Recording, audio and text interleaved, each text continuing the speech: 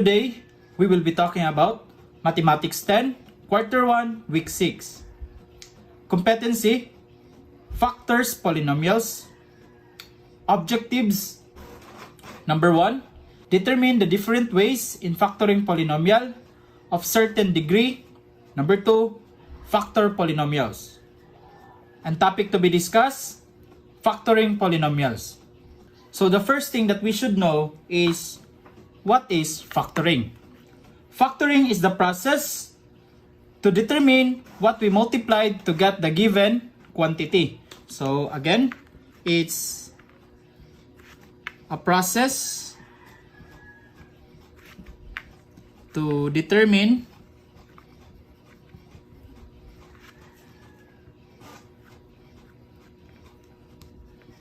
what we multiplied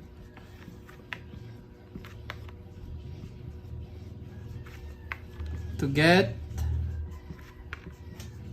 the given quantity. So, for example, we have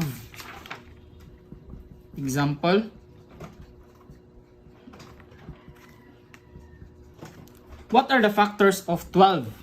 So, to get the factors of 12, we do factoring. Again, what is factoring? The process to determine what we multiplied to get the given quantity. So, the given is 12. What are the numbers that we multiply to get 12? So, for example, we have 3 times 4. So, 3 and 4 are the factors of 12. Why? Because we multiplied 3 and 4 to get 12. We can also have a different factor or factors. We can have 1 times 12. Or it could be 2 times 6. How about this one? We can also have 1/2 times 24. Or we can have -2 and -6. So when we multiplied both negatives, we will have a positive number. Like signs will result to a positive number when we multiply. How about this one? We can also have 2 times 2 is equal to 4, and times 3 will equate to 12. We can also have -2 times 2 times -3. -2 times 2, so because they don't have the same signs, we will have a negative answer, which is -4. And -4 times -3, because they have the same signs, that will result to a positive answer. So -4 times -3 is positive 12. And many more factors of 12. So this one is an example of factoring. There are many possible factors of 12, but these are just representatives of all of them. Common method of factoring numbers is to completely factor the number into positive prime factors. And to do this one, we must have factors that are prime numbers. So prime numbers is a number whose only positive factors are 1 and itself. So prime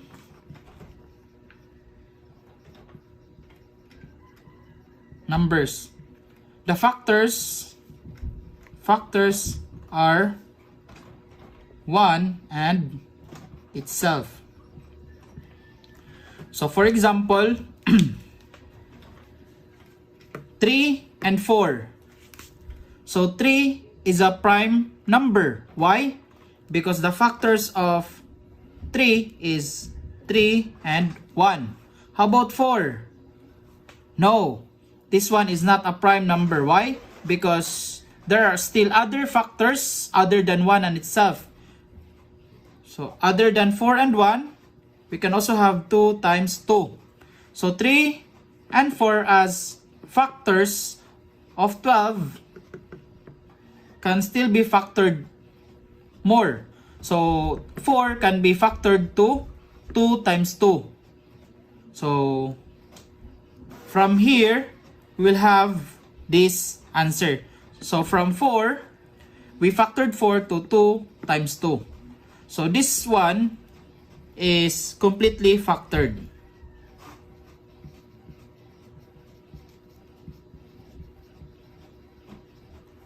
Okay? This one is not yet completely factored because 12 can be factored out with more factors. And also this one, 6 can be factored with more factors. And also this one, 24 can be factored out. Also this one.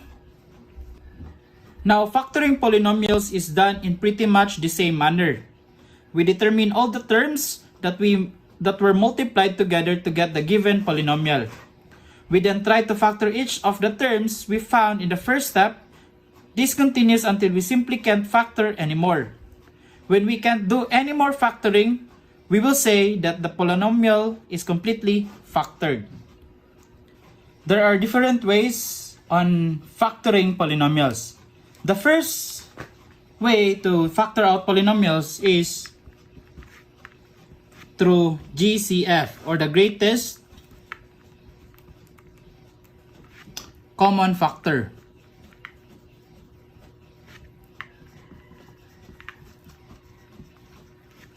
So we simply get the greatest common factor of the two polynomials or from the given polynomial. For example, we have x squared minus x. So x squared minus x, we factored out x squared because x squared is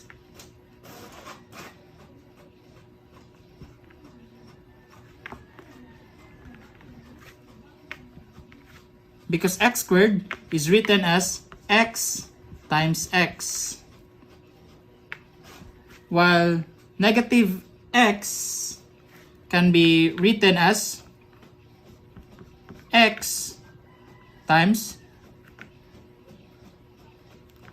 1.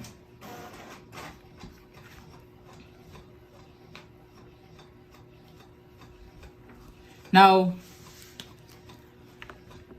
this polynomial and this one has a common factor, which is x. So we can place x outside a certain quantity, and inside this quantity or parentheses are the remaining variables or numbers.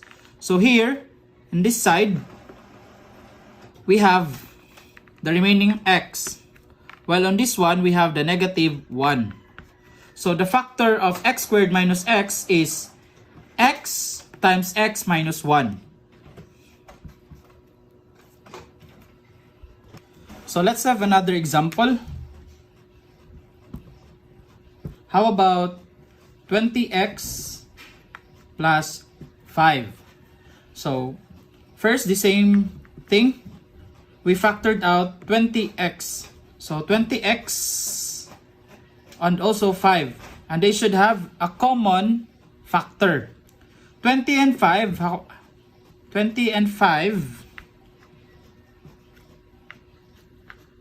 So 20 will be factored, and we have 5 times 4x. So how did we do that one? The factors of 20 is 5 and 4. And x will also be copied. It's on either factors. And we put that one in the 4 because we want to have a common factor between 5 and 20. The factors of 5 is 5 times 1. Now we have a common factor, which is 5. So we do the distributive property, wherein the common factor will be placed outside the quantity and the things or the numbers or variables placed inside the quantity or the parentheses are the remaining numbers. So we have 4x plus 1. So the factors of 20x plus 5 is 5 and 4x plus 1. So the next method is factoring polynomials by groupings.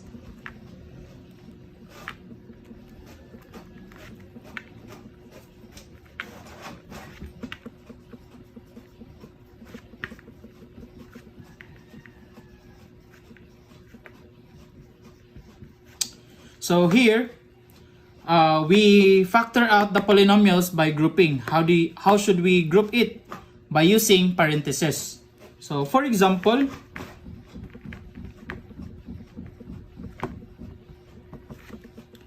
let's get the factors of x squared minus 15x plus 50. So to get the factors of x squared minus 15x plus 50, or to factor this one out, we will do groupings. So this method is sometimes called as factoring by pairs. So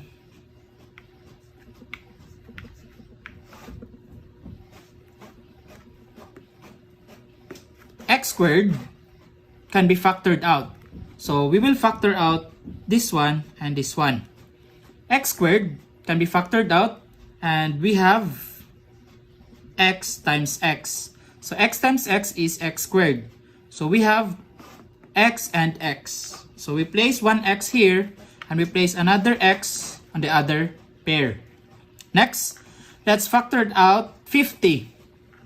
50 has a lot of ways or numbers as factors. Let's take note that the factors should result to negative 15. So when you add both factors, you will have negative 15 as the result. So to get negative 15 with the factor of 50, we will have negative 10 and negative 5. So negative 10 times negative 5 is positive 50. Again, negative 10 times negative 5 is equal to positive 50. Why? Because they have the same sign. So when you multiply the same signs, even if they are negatives, that will result to positive. So negative 10 times negative 5 is positive 50. Now, when you add these factors, you will have negative 15. So negative 10 plus negative 5. So when you have numbers, when you add numbers with the same sign, you will add their numbers and you will copy their common sign. So they have the same sign, you will add the numbers. 10 plus 5 is 15. And you will get the common sign, which is negative. So these are the factors that we will write. So we have negative 5 and negative 10. So the factors of x squared minus 15x plus 50 are x minus 5 and x minus 10. Let's have another example. So let's factor out, or let's get the factors of b squared plus 14b plus 33. So first thing that we should look into is our first term and the last term. And we will place now our two groups. First, factors of b squared, we have x times x. So place, that's not x, that should be b. b times b. So place one b here and the other b will be placed on the other group. Next, on the last term we have 33. What are the factors of 33? when we add the factors, we will get 14. So we have 11 and 3. So 11 times 3 is positive 33. And when you add 11 and 3, you will get 14. Again, factors of 33 is 11 and 3. Why? Because when you multiply 11 times 3, that's equal to 33. Now, to recheck if this is the correct factors, we will add 11 and 3. 11 plus 3 is equal to the middle term or middle number, which is 14, positive 14. So, 11 and 3 are the correct factors. We have positive 3 and then positive 11. So, we can say that the factors of b squared plus 14b plus 33 is equal to b plus 3 and b plus 11. So, as you can observe in the factoring polynomials by groupings, we do groupings when our degree is 2. But sometimes, even if the degree is 2, we will not use grouping. And we will use the next method, which is through special forms.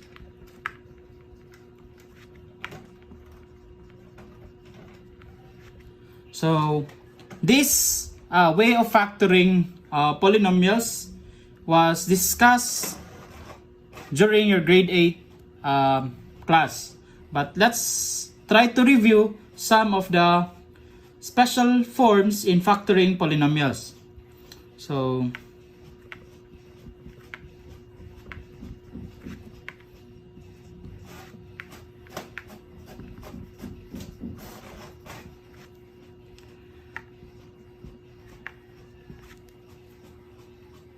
the first special product is, or special form is a squared plus 2ab plus b squared. So this one is a perfect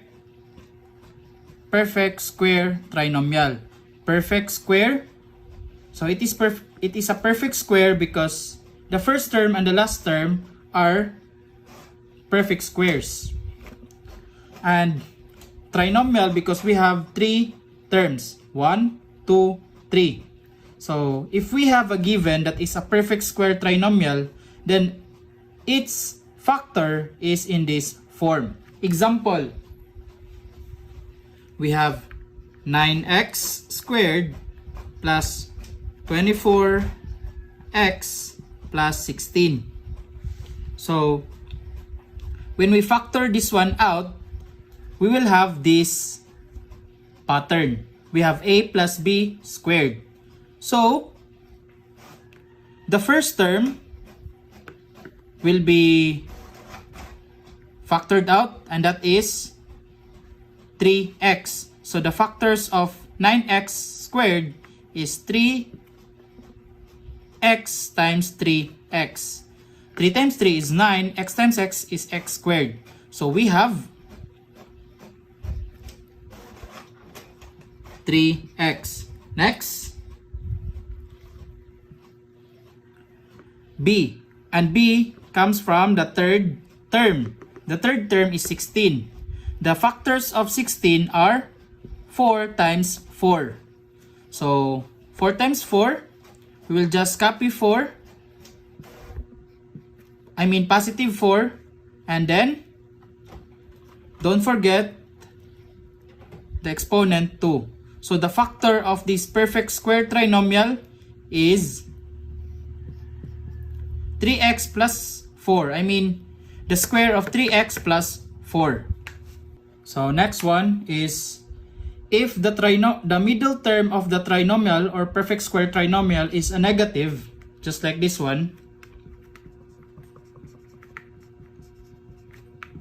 then the factor or the sign of the factors is also negative. So we will have a minus b squared. Example. So example, we have 64y squared minus 80y plus 25. So let's recheck if the first term and the last term are perfect squares. 64 is a perfect square, so correct. How about 25? It is also a perfect square. So we can use this pattern in factoring perfect square trinomials. So we will have, now what we need to do is find the value of our a and b. So our a comes from the factors of our first term. So 64y squared can be factored out. So 64 can be factored out using 8 times 8, while y squared will be y times y. So 8y times 8y is equal to 64y squared. So we will copy 8y. Next, how about 25? 25 can be factored out using 5 times 5. So 5 times 5 is 25. So we'll just copy 5. And copy the middle term, which is negative. So the factor of this perfect square trinomial with a negative sign inside is 8y minus 5 squared. And by the way, let's also try to check if we can get the middle term using the factors 8y and 5. So as you can see, to get the middle term, we will just multiply 2 with the factor of a and b. So 2 times 8y times 5. So again, we will have 2 times 8y times 5. So copy negative. Negative 2 times 8y, that is 16y, times 5, that is equal to negative 80y. So if we got the middle term, then these factors are correct. Next will be the difference of squares. So for example, we have an example that is in the form of a squared minus b squared. So our answer will be a plus b, a times a minus b. So why did we call this one as difference of squares? The squares, then difference, then we use subtraction sign. So the difference of squares. Again, difference of squares. So for example, we have x squared minus 81. So x squared is a squared, while 81 will be the number for b squared. So we can now factor this one out in this form. The factors of x squared is x times x. So we will copy x to the following groups. How about negative 81? Negative 81 is equal to, or has the factors positive 9 and negative 9. So we will put positive 9 on the other group and negative 9 on the other group.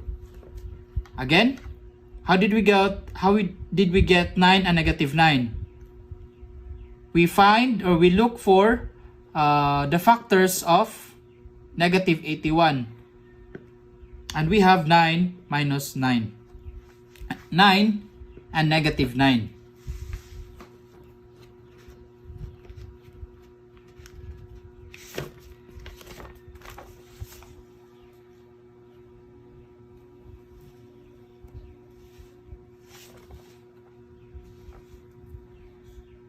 Next special product is the sum and difference of cubes. So we will have this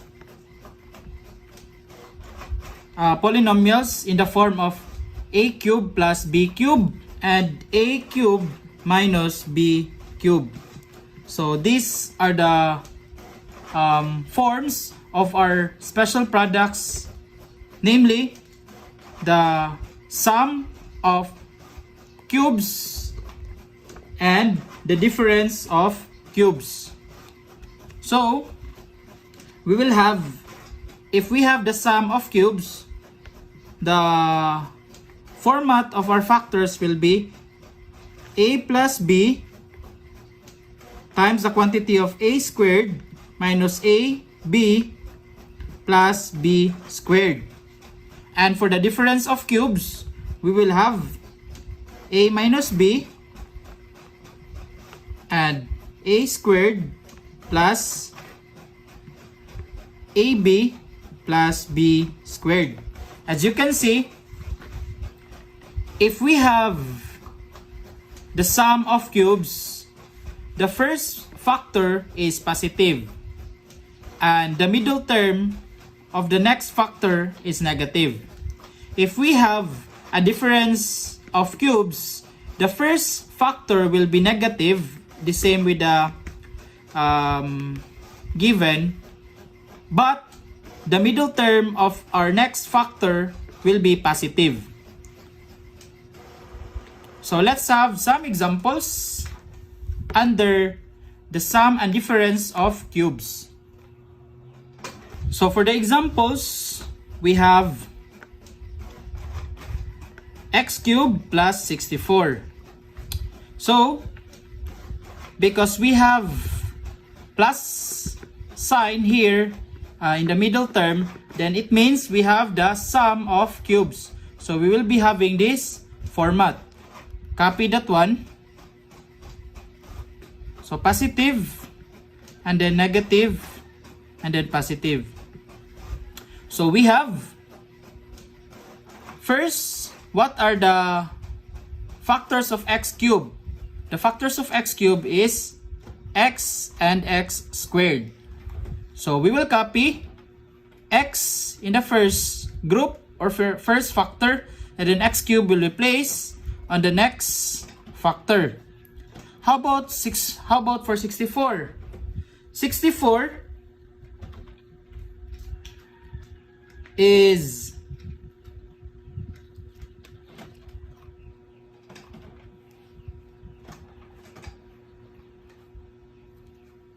64 has the following factors of 4 and 4 squared.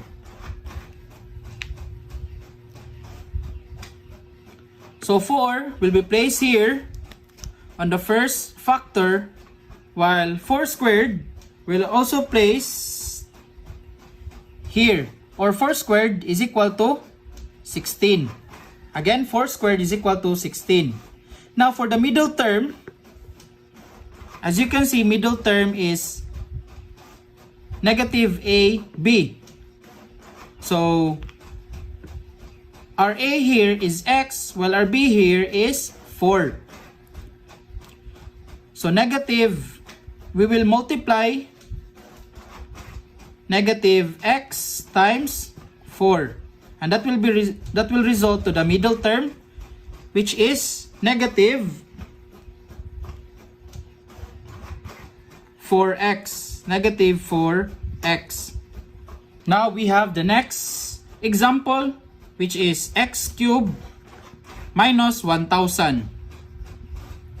So our middle operation here is negative or subtraction. Then it means we have the difference of cubes. So we will have this format.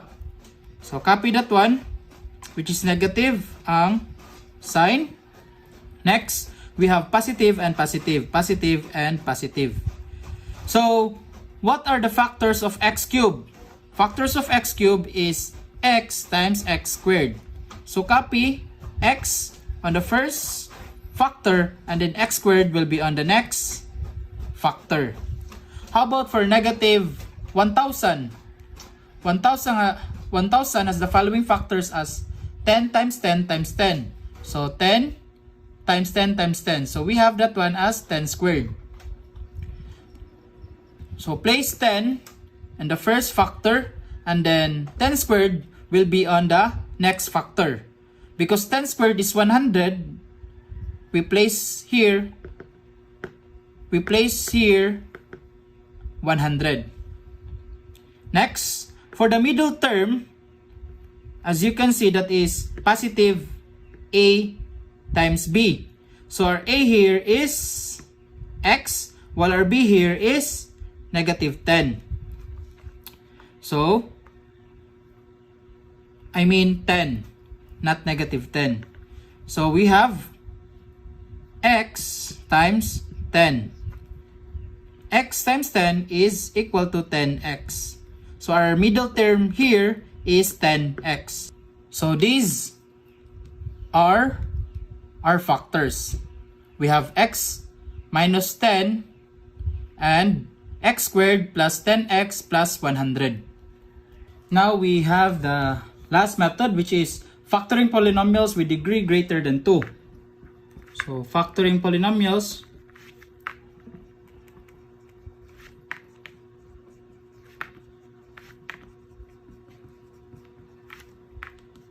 with degree greater than 2.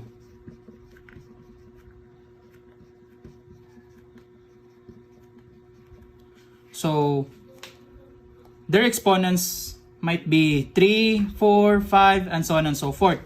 If ever we have this given, then we can solve that one using these examples. So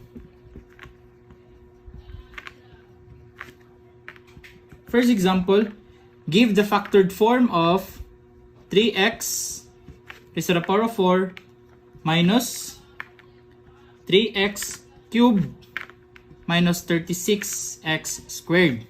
So if ever we have a polynomial with this kind of given, wherein each term has a common factor, let's look for the greatest common factor. So there's a clue already, because as you can see in the first term and the second term, they have 3. So let's look for a factor of 36 as one of the factor as 3. So here, the factors are 3 and 1. How about here? We have 3 and negative 1. For this one, we have positive 3 and negative 12. So, how did I get these factors? Look for a number. Look for a numbers that multiplied. When multiplied, you will get this number. So, to get 3, I multiply 3 times 1. Next, look for a number that is multiplied by 3 to get negative 3. So, I get negative 1. So, 3 times negative 1 is negative 3. Now, negative 36. The factors of negative 36 should have 3 to have a common factor.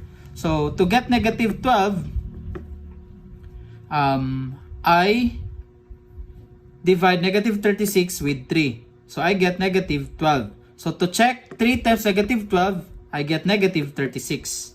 Now, how about for their variables?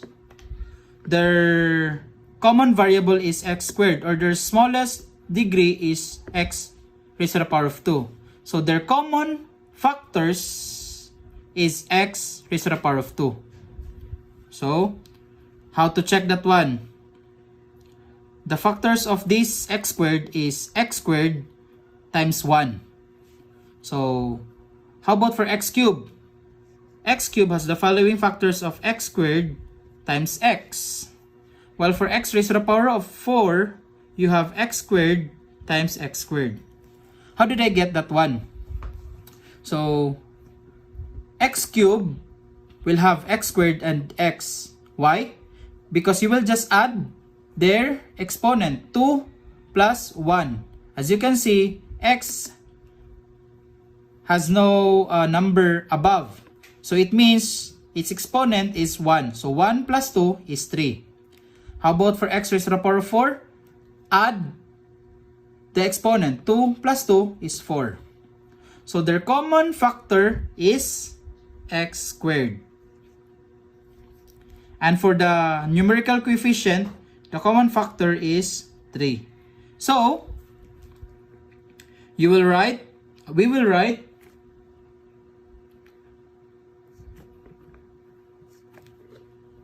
3x outside the parenthesis 3 and then x squared, and copy the remaining factors. So here we have 1 and then x squared. So we have x squared, 1x squared. Next we have negative 1x, and we have negative 12 times 1. Now simplify this one, and we will get this 3x squared x and x squared minus x minus 12. Now, x squared minus x minus 12 can still be simplified. So, how? Using the second method, which is by groupings. So, we have 3x squared. Let's group this one. So, we have 3x squared already. And x squared has the following factors of x times x. So, we put x here and also here. How about for 14? The factors of negative 12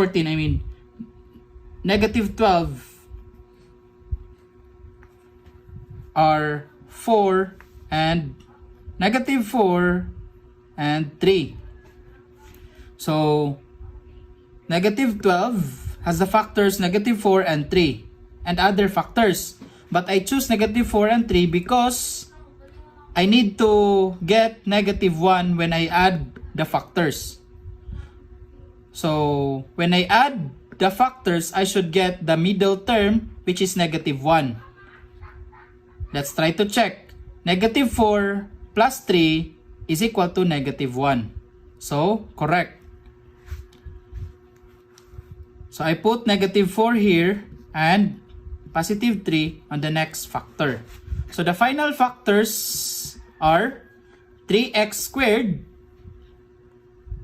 and x minus 4 and x plus 3. Now, under this method, we can also apply dividing polynomials. So, when we divide polynomials, we can use the long division or the synthetic division. So here, I recommend to use synthetic division. For example, we'll be looking for the factors of x raised to the power of 4 minus 5x squared plus 4. So, first, look into the last term. Last term is 4. Now, the constant is 4. So, the factors of 4 can be positive or negative 1, positive and negative 2, positive and negative 4. Now, let's apply synthetic division. So, first, arrange this one from the highest degree to the lowest degree. We have x raised to the power of 4.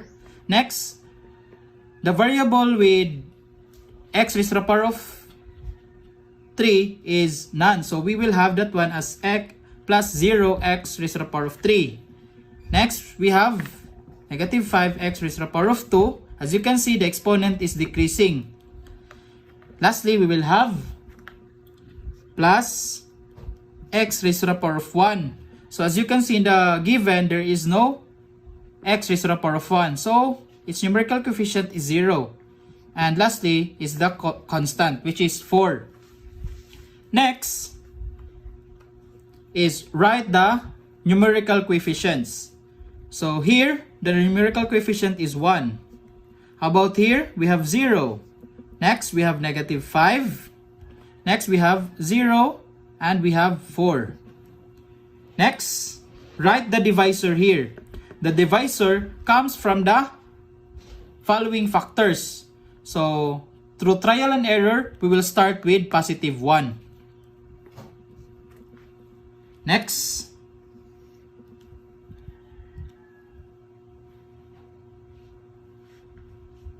we will have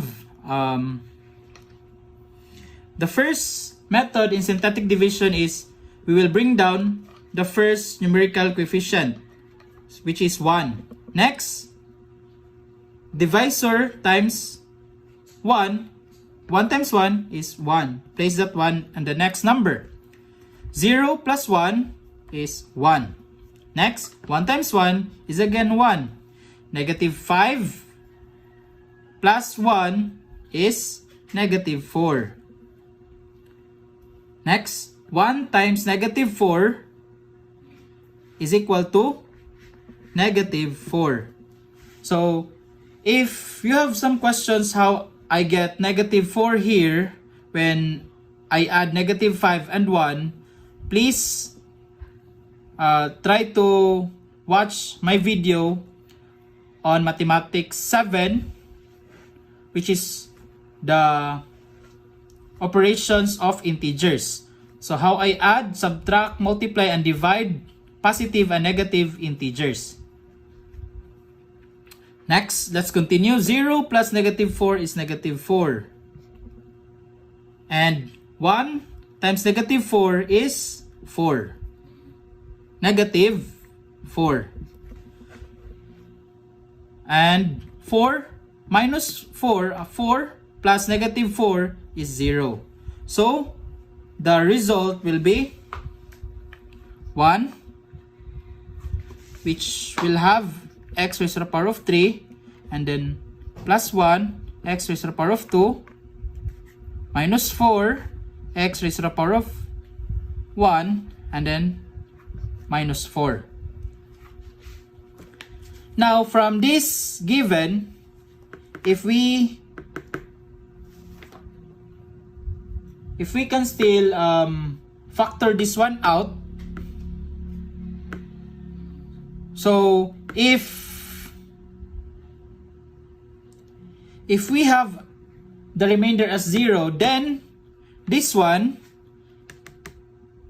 and x minus 1 are factors of the given. So we have now x minus 1. Why is it x minus 1? The given here as a divisor as 1. So the opposite of this, of the divisor, should be the factor. So we have x minus 1. Next, we have this one also. Now, we can still divide this one using the other factors. So, the other factors is negative 1. So, let's try. Negative 1, and we have 1, 1, copy negative 4, and also negative 4. So if ever we will have remainder 0 here, then we can say that x plus 1 and the quotient are factors of the given also. So let's continue. 1 will be bring down. Next, negative 1 times 1 is negative 1. 1 plus negative 1 is 0. Negative 1 times 0 is 0. Negative 4 plus 0, just bring down negative 4. Negative 1 times negative 4 is equal to positive 4. Negative 4 plus 4 is 0. We have a remainder that is 0. Then we can say that x, this one, we have x which is the opposite of the divisor, which is plus 1, and x raised to the power of 2 minus 4. So we can now rewrite this one. Let's try to erase.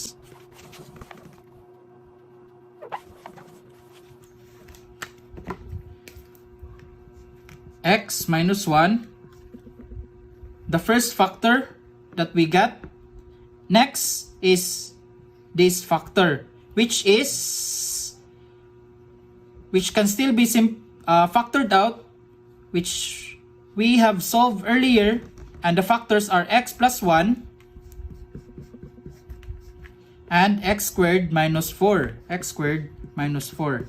Again, x plus 1 and x squared minus 4 are the factors of this polynomial. So, is this the final factors? Let's try to check if x squared minus 4 has factors. So as you can see, this one is an example of difference of perfect squares. Why? Because the first term is a perfect square while the next term is also a perfect square. So we can still factor this one out. So copy x minus 1, x plus 1, because these are the final factors already. Let's factor this one out using the difference of perfect squares. So you can check the method C here, wherein we have the special forms. This one is an example of a squared minus b squared. So we will have these factors.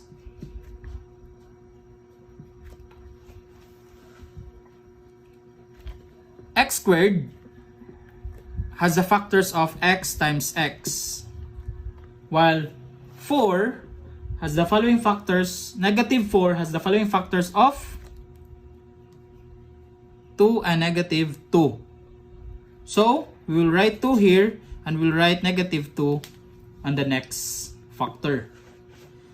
Now, can these factors be simplified?